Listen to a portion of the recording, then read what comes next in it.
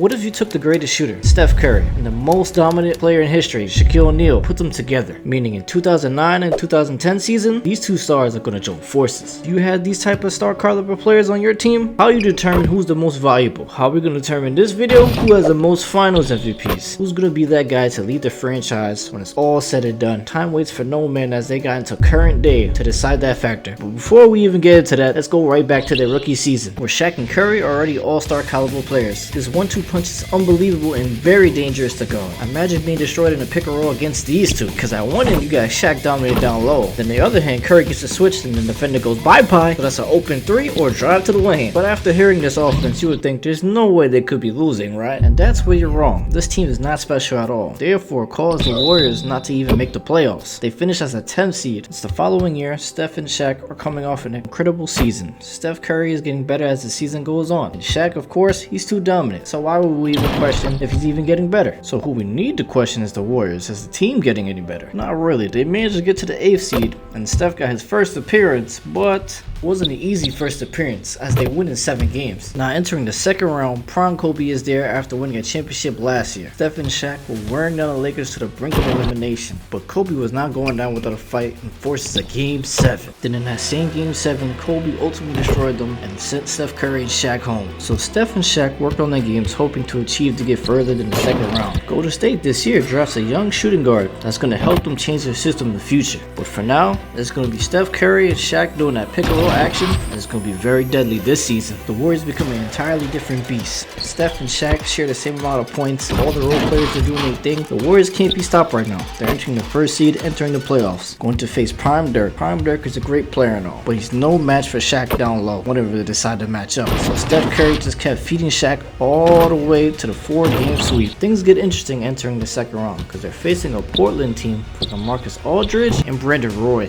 I don't know how this Portland team got here, but they're not equipped to face Steph and Shaq. Obviously, they're about to find out the hard way how to deal with the pick and roll. What is Greg Oden going to do to Shaq? Come on, be real here. He stood no chance of winning. Shaq dominates the paint for the whole series. Now the Warriors' reign continues as they enter the conference finals for the first time together. They're carrying all the momentum as they never lost a playoff game yet in this playoffs. But now, they're going to face the Thunder at conference finals. The Thunder team consists of young stars such as KD, Westbrook, and Harden. The series can go either way because no one has an answer for Shaq yet. But at the same token, KD can just outscore them. At least that was the Thunder's game plan, to just feed the ball to KD. And Warriors' game plan was to feed it to Shaq. Both teams had a game plan to try to feed the star player, and either side was working. But KD carries the Thunder in game 5. Now the Warriors have to step it up in game 6. It's going to be a big game for them. Come on, Curry. Come on. Step back. Come on. Hit that.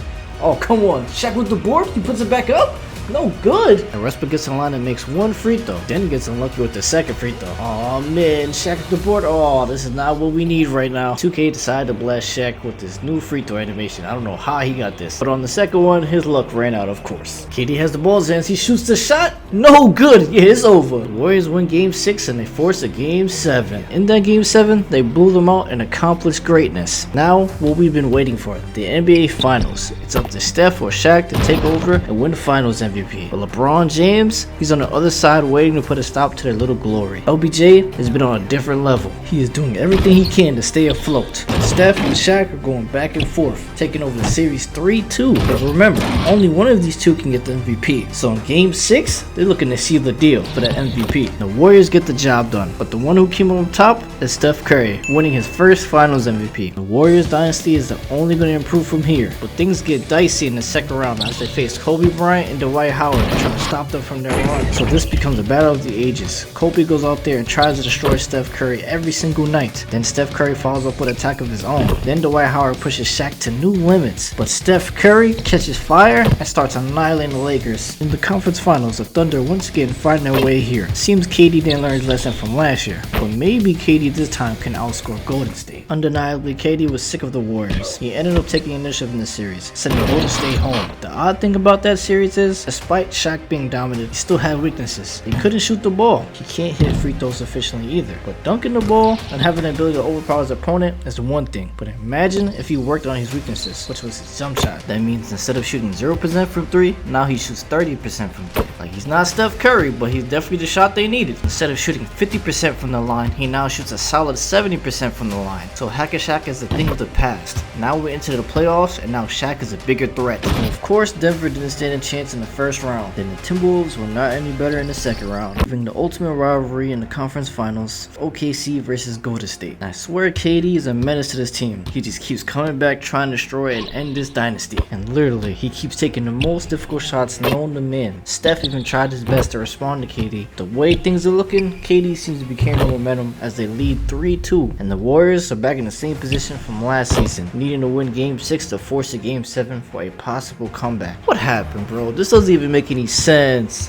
Damn! Russell Westbrook had 35 and 11, and then KD had 33 and 10. Who's Tony Douglas? What happened to Steph? And Shaq only had 20, bro. And after that major loss, all the Warriors can do is work on their offense. They need to figure out who's going to be that guy. How is the system going to work? In order to beat this Thunder team this time in the conference finals, they need to be efficient and outscore Durant. He's the real main problem. So Durant goes on to seal Game 1. But for the next 3 games, the Warriors are the ones who remain on top. And they managed to win the series, finally taking Durant down in 5 games. Now entering their second finals appearance, you already know who's at the finals. Yes, LeBron James. And he's here for his revenge. The Warriors look strong coming in, but as you can imagine, King James is not going to let them walk away with it. He managed to tie the series, but Shaq came alive in Game 5, giving Golden State the upper hand. Well, at least it felt like it, because James took Game 6 from under their noses. Now we're entering Game 7 for greatness needs to happen on either side. Bro, I have no words. Like, what is this, bro? Like, come on. But they're losing the finals this time. And Steph is still in the lead when it comes to finals MVPs, but there's still more time and more seasons to go. They make it to the conference finals, defeat Durant again, which is going to change the future for them. Now entering the finals for a rematch against LeBron James. You know, I'm getting tired of him and Durant. But in Game 7, of course, the Warriors continue their dominance. Finally, we won again.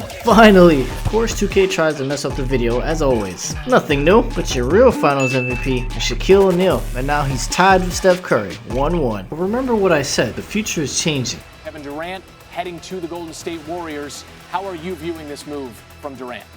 Well, I'm viewing it as the weakest move I've ever seen from a superstar. Now having him on the team, we better not lose nothing, I swear. But it also brings the possibility that Durant can steal the finals MVP from Shaq or Curry. Being in the finals again, facing LeBron for the 1000th time, no way that we should lose this. No, this is 2K, not real life. As LeBron wins this finals. In 2018, the Golden State Warriors finally turn things around and win the NBA championship. Their finals MVP is Steph Curry. Now entering the 2019 finals, where this will be Durant's last year with them, they go to win back-to-back, and now Shaq is your finals MVP. Now they're both tied at 2 MVPs with only 5 seasons left. So meaning the next season, they fight to stay number 1. They're losing Durant to the Nets, and the Lakers now having LeBron and AD possibly going to the conference finals to make things difficult for the Golden State Warriors. Like I said before, we're sick of LeBron James. And this is why.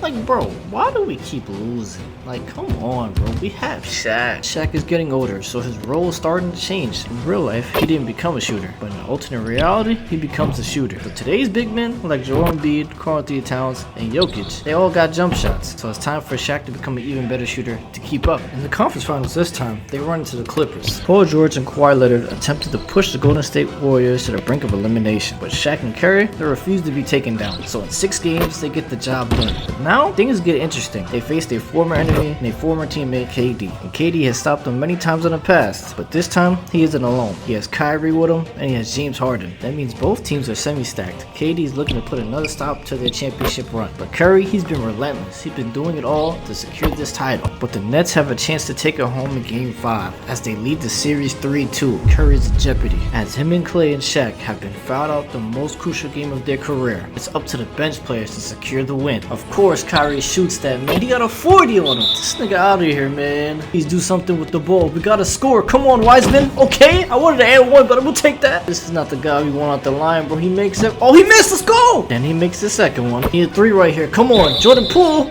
Oh, so close, but we got the foul. Then he does this. But instead of 3 points, he gives us 2 points. It literally became a free throw game. Then this happened. Oh shit, it's in Jordan Poole's hands again.